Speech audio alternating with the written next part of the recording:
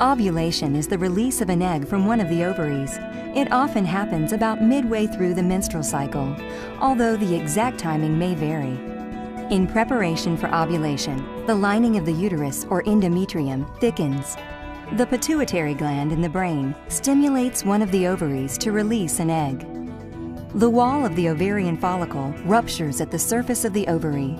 The egg is released. Finger-like structures called fimbriae sweep the egg into the neighboring fallopian tube.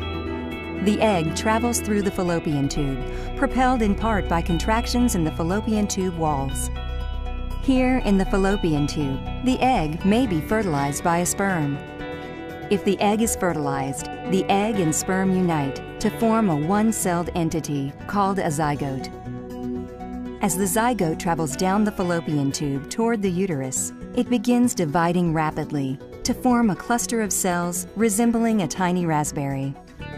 When the zygote reaches the uterus, it implants in the lining of the uterus, and pregnancy begins. If the egg isn't fertilized, it's simply reabsorbed by the body, perhaps before it even reaches the uterus. About 2 weeks later, the lining of the uterus sheds through the vagina. This is known as menstruation.